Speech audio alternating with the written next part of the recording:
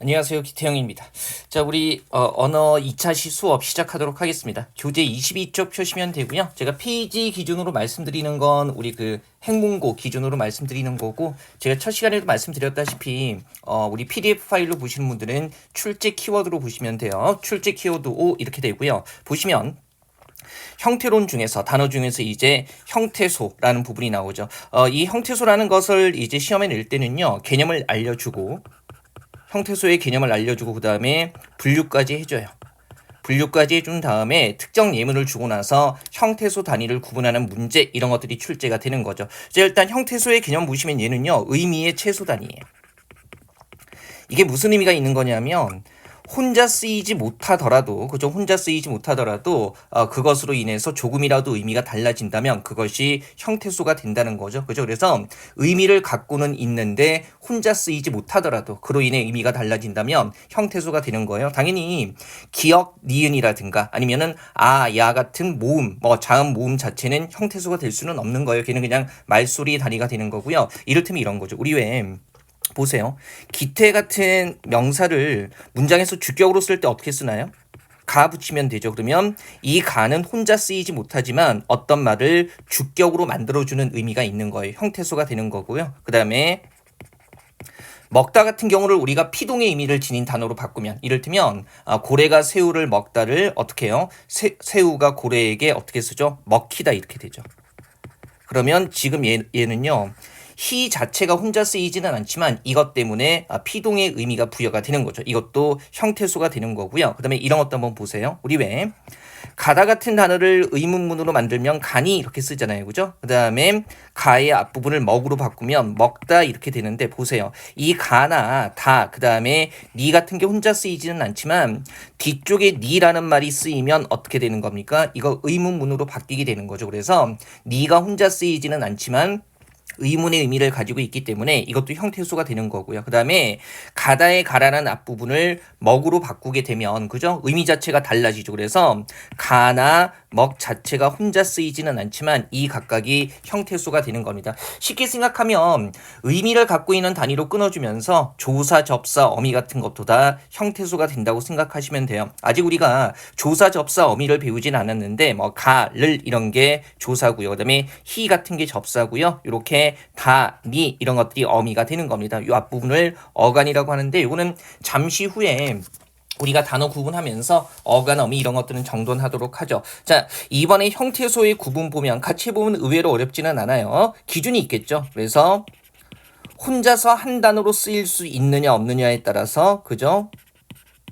자립 형태소, 의존 형태소. 그러니까 자립성인 유무에 따라서 나뉘는 거고요. 그 다음에 의미나 기능에 따라서 실질적인 의미, 뜻을 지니고 있으면 우리가 실질 형태소, 단순히 문법적인 의미만 더한다면 형식 형태소라고 얘기를 하고요. 자, 이때 실질 형태소 같은 경우는 다른 말로 어휘 형태소라고 얘기하기도 하고요. 형식 형태소는 다른 말로 문법 형태소라고 얘기하기도 해요. 용어만 살짝 달라지는 거니까 크게 걱정하지 마시고요. 다시 한번 말씀드리지만 시험에 나올 때는 형태소의 개념, 그 다음에 구분 기준까지 주니까 일단 우리가 실제로 분석만 할 수 있으면 돼요. 다만 우리가 이 생각을 하셔야 되는 게 자립과 실질의 범주가 똑같지는 않아요. 당연히 혼자 쓰일 수 있다면, 그죠? 실질적인 뜻을 갖고 있기 때문에 혼자 쓰일 수가 있겠죠. 다만 이게 뭐가 달라지는 거냐면, 우리 왜 가다의 가 같은 부분이나 먹다의 먹 같은 부분을 우리가 어간이라고 하는데요. 어간이라고 하는데, 이런 부분은 혼자 쓰일 수는 없지만 가다와 먹다라는 단어의 핵심적인 의미를 가지고 있다고 우리가 약속해서 쓰는 개념입니다. 그래서 이런 부분은 뭐가 된다? 실질 형태소가 된다는 거죠. 자, 실제로 예문 한번 해보죠. 철수가 물고기를 잡았다 해가지고요, 형태소 구분해볼까요? 어때요? 철수, 사람 이름이니까 더 쪼개면 의미가 없어지겠죠. 그 다음에 가, 혼자 쓰이진 않지만 얘 때문에 주격이라는 의미가 생기고요. 그 다음에 물고기 한 단어기는 하지만 물도 하나의 의미를 가지고 있고요. 고기도 하나의 의미를 가지고 있죠. 그 다음에 를 같은 경우도 목적격 조사라고 해가지고요. 얘가 붙으면 대상이 된다. 그죠? 대상으로 만들어주기 때문에 의미가 있는 형태소가 되는 거예요. 잡았다 같은 경우에 우리 왜 잡다, 가다, 먹다의 앞부분 이런 것도 하나의 형태소가 된다고 했죠. 그 다음에 때문에 과거라는 의미가 생기고요. 다라는 것 때문에 문장이 끝맺어지는 겁니다. 이것도 각각 형태소가 되는 거죠. 자, 자립과 의존 파악하는 거 어렵지는 않아요. 철수는 뭐예요? 자립, 이거 의존. 물, 자립, 고기, 자립이고요. 를, 의존. 이거 세 개는 혼자 쓰일 수 없죠. 모두 의존입니다. 그다음에 실질과 형식 한번 구분해 보면요. 그죠? 모든 자립 형태소는 기본적으로 실질 형태소가 될 수밖에 없어요. 그죠? 그다음에 요거 형식 형태소고요. 를 같은 경우도 형식 형태소고, 다만 요거 조심하셔야 되죠. 잡다의 잡, 먹다의 먹 해가지고요. 이런 것들은 의미의 핵심적인 부분을 가지고 있다고 우리가 약속해서 쓰는 거죠. 그래서 이런 것들 실질 형태소가 된다라는 거. 가만히 보면 우리 주의라고 나와 있는 거 보세요. 단일어인. 그러니까 다른 것들이 결합하지 않은 용언. 용언이라는 것은 우리가 뒤에서 배울 테지만 움직임을 뜻하는 동사, 그 다음에 성질이나 상태를 뜻하는 형용사를 용언이라고 이야기를 해요. 그래서 이런 용언 기본형의 어간, 우리 이런 용언에서 다를 붙인 걸 기본형이라고 얘기하는데 이런 것의 앞부분이라고 생각하죠. 이런 애들은 뭐예요? 의존이면서 실질 형태소가 된다라는 거. 그죠? 의존이면서 실질 형태소가 된다라는 거. 이를테면 잡다 했을 때 기본형이고요. 이 부분은 뭐가 되는 거예요? 혼자 쓰일 수 없는 의존이지만 뭐예요? 단어에서 핵심적인 의미를 가지고 있는 실질 형태소가 된다는 겁니다. 이런 예문들 주고 나서 형태소 단위 분석하는 게 나오는 거예요. 자, 문제 한번 보죠. 형태소 대한 설명으로 옳지 않은 것은 미리 풀어보셨죠. 일단 1번에 조사는 의존 형태소 맞고요. 그 다음에 2번에 동사의 어간, 우리 먹다의 먹, 잡다의 잡 같은 거죠. 실질적인 의미를 가지고 있기는 한데 혼자 쓰일 수 없기 때문에 자립 형태소가 아니라 뭐가 돼요? 의존 형태소가 되는 겁니다. 그죠? 그 다음에 3번에 자, 명사는 뭐가 돼요? 실질 형태소. 물론 동사의 어간도 실질 형태소가 된다. 이건 문법적인 약속이라고 했죠. 그 다음에 어미 같은 거, 먹다의 다, 그죠? 잡고의 고 같은 거, 조사, 이가 을과 마찬가지로 문법적인 기능을 하므로 문법 형태소, 형식 형태소하고 똑같은 개념이죠. 한번 보시고요. 자, 어간 어미 이제 하니까 너무 걱정하지 마시고요. 우리 정답 2번 확인하시고요. 자, 24쪽에 보시면 출제 키워드 6 해가지고요. 자, 형태론 단어 부분에서 품사 나와 있고요. 특히 여기서 기본적으로 잘 나오는 게 품사 중에 동사와 형용사를 구분하는 겁니다. 그래서 동사와 형용사의 개념이나 특징을 알려주는 제시문을 주고요. 그 다음에 거기에 따라서 선택지에 나오는 단어들의 동사, 형용사 여부를 파악할 수 있어야 합니다. 자, 일단 품사라는 건 뭐냐면 단어예요. 그러니까 우리 왜 형태소 중에서 혼자 쓰일 수 있는 애들이 단어거든요. 그래서 단어를 문법적인 성질의 공통성에 따라서 나눈 갈래를 우리가 품사라고 하고요. 기준은 형태, 기능, 의미 세 가지인데 시험에서 실질적으로 유의미한 것은 바로 이 의미에 따른 구분 기준입니다. 자, 보죠. 명사는 뭐예요? 명사. 사람이나 사물의 이름을 뜻하는 말을 우리가 명사라고 얘기를 해요. 그래서 영수, 강아지, 책상 같은 거고요. 대명사는 말 그대로 명사를 대신하는 거겠죠. 그래서 사람이나 사물 등의 이름을 대신하는 것들을 우리가 대명사라고 얘기를 합니다. 그죠? 나, 너, 우리, 자네 이런 것도 있고요. 그다음에 이것, 그것, 저것 같은 물건을 대신하는 거. 자, 그다음에 수사 같은 경우는 뭐 얘기하는 거예요? 자, 즉 수량이나 아니면 순서 같은 거 나타내는 말들을 우리가 수사라고 얘기를 해요. 그래서 1, 2, 3, 4, 하나, 둘, 셋, 넷, 첫째, 둘째, 셋째 이런 것들이 수사가 되는 거죠. 그리고 요 세 개 품사들은요. 문장에서 주로 주어나 목적어 같은 핵심적인 역할을 하기 때문에 이 세 개를 묶어서 체언이라고 얘기를 하고요. 자, 시험에서 기능에 따라서 체언을 구분하라 이런 것들 나오지는 않고요. 그죠? 여러 가지 문법적인 설명에서 이걸 묶어서 체언을 꾸민다 이런 설명들이 나오기 때문에 그런 설명들을 이해하기 위해서 체언이라고 나오면 명사, 대명사, 수사를 일컫는 거구나. 이렇게만 연결하시면 돼요. 자, 그다음에 관형사 같은 경우는요. 체언 앞에 놓여서 요거 세 개를 체언이라고 하잖아요. 그죠? 그래서 체언 앞에 놓여서 그 체언을 꾸미는 의미를 가지고 있는 거. 이를테면 그죠? 체언을 꾸미는 의미를 가지고 있는 거고요. 이, 그, 저 같은 거, 이 책, 그 책, 저 책, 그 다음에 새나 헌 같은 거, 그죠? 새, 옷, 헌, 옷, 이런 것들. 그 다음에 수 개념하고 관련되기는 하는데 수사하고는 달라요. 그래서 한 남자, 두 남자 이런 것들 그래서 한 두 같은 것들은요 수의 의미를 갖고 있기는 하지만 수사하고는 다르게 어떤 남자 한 남자 해가지고요 체연을 꾸미는 의미를 갖고 있는 애들이에요. 그래서 얘네도 관형사가 되고요. 그다음에 부사 같은 경우는요 뭐 주로 용언 뒤쪽에 나오겠지만 움직임을 뜻하는 말이나 성질 상태를 뜻하는 말들을 꾸며주는 걸 우리가 부사라고 얘기를 해요. 물론 다른 부사를 꾸미기도 하고요. 그 다음에 문장 전체를 꾸미기도 합니다. 그래서 얘는 꾸미는 범주가 상당히 다양해요. 그죠? 용언이라든가 그 다음에 다른 관형사 그리고 문장 전체 이렇게 꾸미기도 하는데 걱정하지 않으셔도 되는 게 이런 거죠. 관형사는 체험만을 꾸미는 거고요. 그 다음에 부사는 그 나머지 것들을 꾸미는 거다. 뭐 이렇게 생각하시면 돼요. 우선은 그렇게 정돈을 해 두시고요.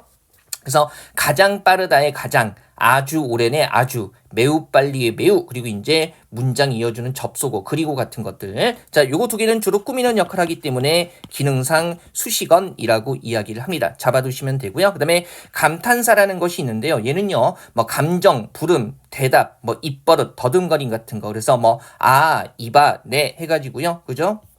자꾸 넘어가네요. 그래서 단어 자체가 감정을 나타내거나 아니면 단어 자체가 부르는 의미를 갖고 있거나 대답하는 말, 그 다음에 의미 없이 그냥 입버릇처럼 더듬거릴 때 쓰는 말들이 다 감탄사가 되는 거고요.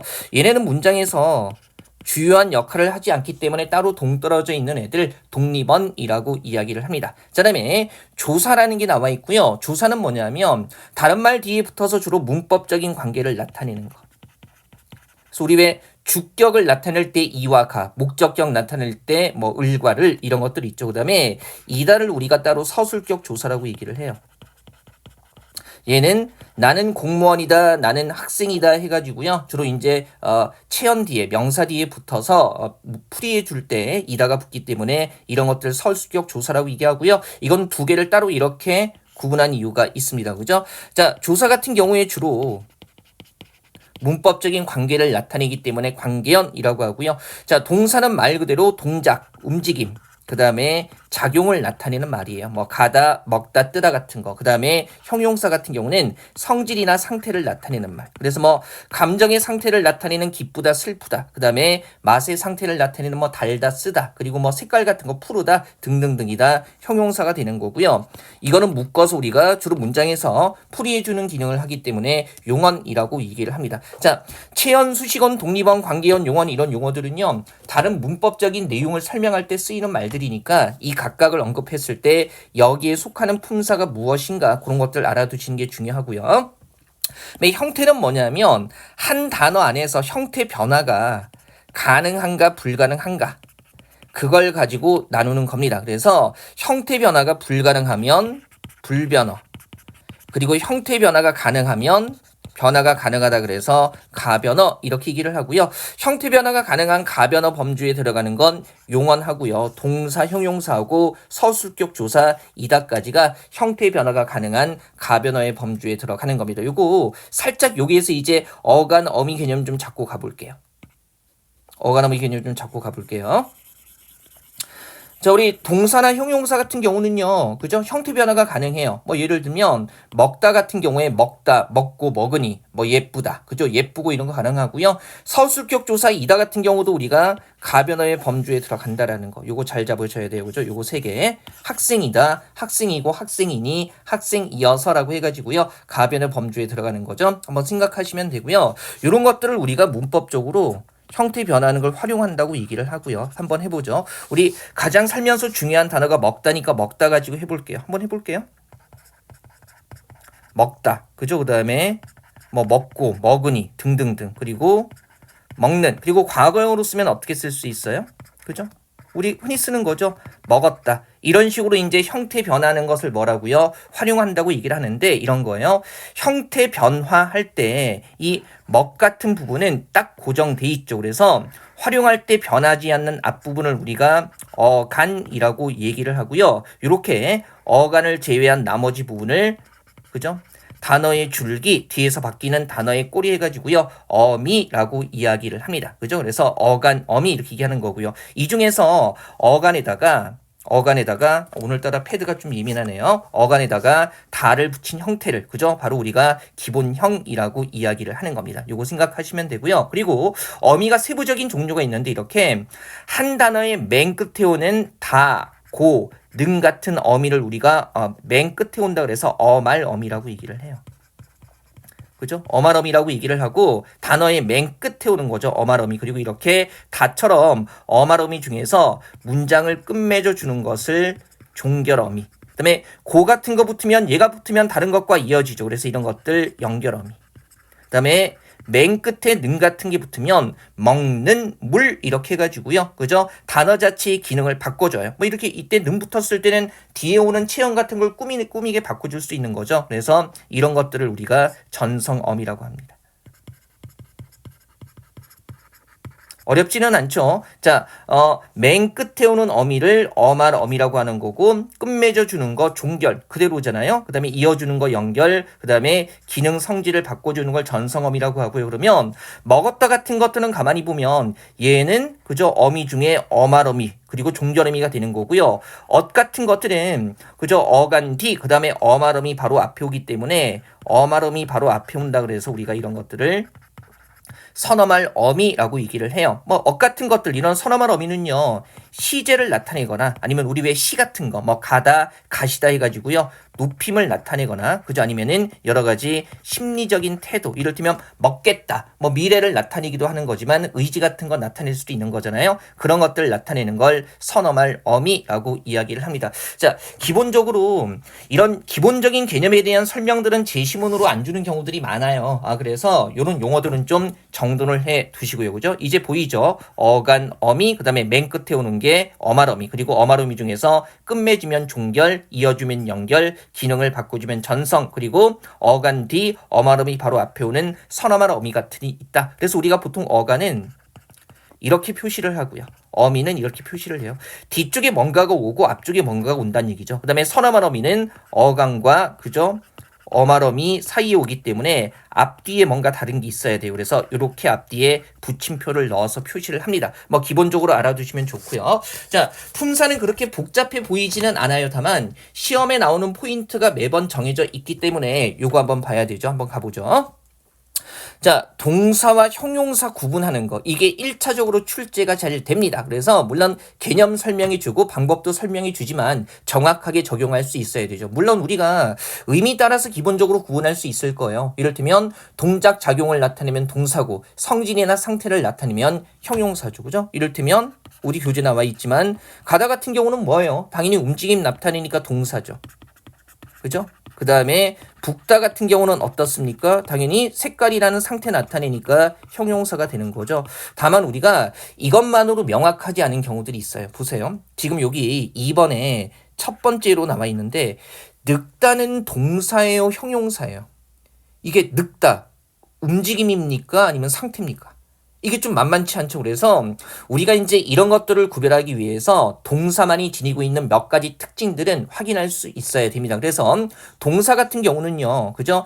현재를 나타내는 선어말 어미, 니은이나 는 같은 게 결합하는 게 가능해요. 그래서 어간과 어말어미 사이에 니은이나 는 결합하는 게 가능하다는 거 동사만의 특징이고요. 그다음에 관형사형 어미 는 하고 결합하는 게 가능해요. 요건 맨 끝에 붙는 겁니다. 그래서 맨 끝에 는이라는 게 붙어서 뒤에 나오는 체언을 꾸미는 기능을 할 수 있다는 거죠. 우리 조금 전에 봤던 먹다의 먹에다가 는 붙으면 먹는 물 이렇게 되잖아요. 그죠? 그래서 맨 끝에 이렇게 뒤에 체언을 꾸미는 기능을 하게 해주는 는이 붙는 것도 동사만의 특징이고요. 그 다음에 명령형이나 아니면 청유형 나타내는 여러 어미들과 결합할 수 있다는 겁니다. 뭐 이를테면 이런 거죠. 우리 왜 가다 앞에 나왔으니까 해보죠. 가다 뭡니까? 간다 되고요. 그 다음에 가는, 그 다음에 명령형 반말로 써보죠. 가라. 그 다음에 청유형 뭐예요? 가자 이런 것들 가능하고요. 형용사는 이런 게 불가능하다는 거예요. 그리고 가장 중요한 특징은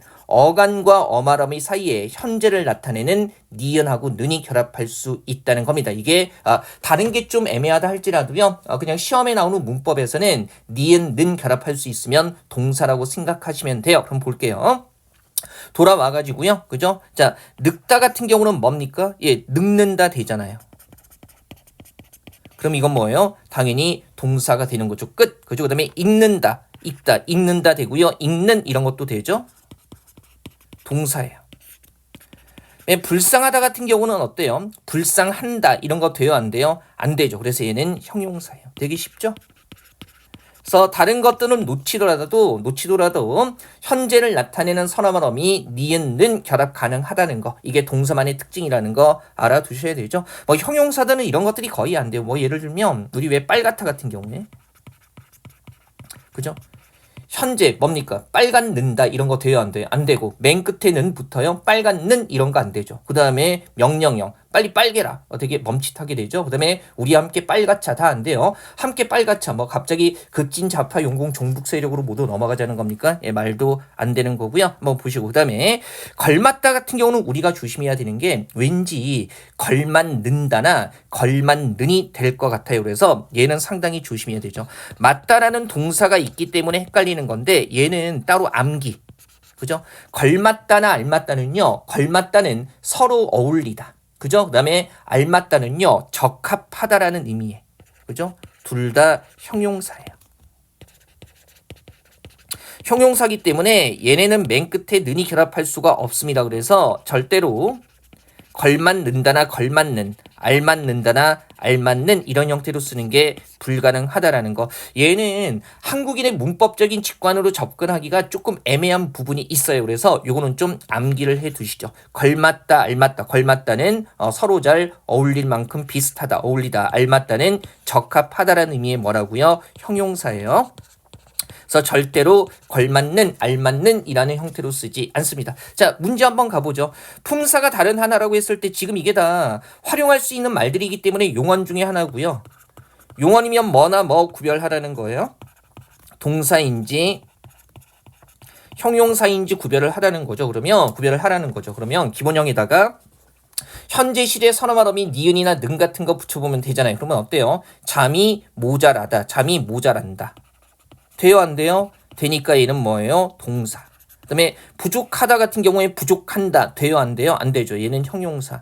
얘는 아예 는이 붙어있네요. 동사고요. 그 다음에 얘는 늘다가 기본형인데 우리 이거 어떻게 써요? 그죠? 한 마리였던 돼지가 지금은 10마리로 는다.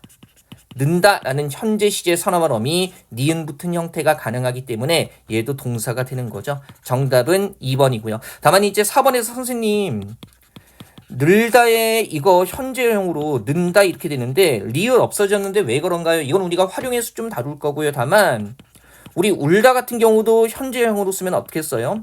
운다 이런 식으로 쓰기 때문에 이게 이제 규칙적으로 나타나는 현상이라는 거 가볍게 생각하시고요. 얘는요 바로 출제 키워드 7에서 그죠? 활용 부분 보면서 조금 더 세부적으로 정돈을 하도록 하겠습니다. 자, 4강은 이렇게 해서 마무리할게요.